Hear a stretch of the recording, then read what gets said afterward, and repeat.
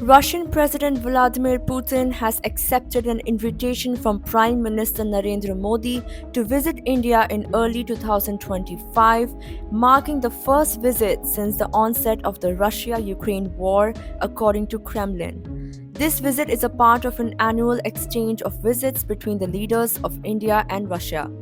Kremlin aide Yuri Ushakov confirmed the invitation, with dates to be finalized early next year. Putin's visit follows a structured diplomatic arrangement between the two nations.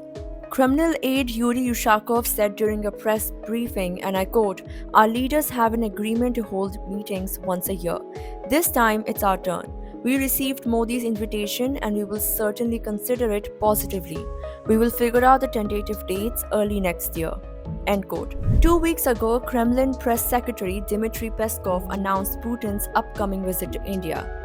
He said during his video address at an event in New Delhi, and I quote, "We welcomed Prime Minister Modi twice this year and we hope that soon we will figure out the dates of the visit of President Putin to India."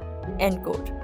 Prime Minister Narendra Modi and President Putin have maintained regular contact, meeting at international summits such as the BRICS summit in October and the Russia-India summit in July. PM Modi also visited Moscow in July and Kazan in October, where he emphasized India's support for peace in the ongoing Russia-Ukraine conflict. In Kazan last month, Modi had once again told Putin that India was ready to help bring about a peaceful resolution to the ongoing conflict with Ukraine. PM Modi said, and I quote, "We are in constant touch on the issue of ongoing conflict between Russia and Ukraine.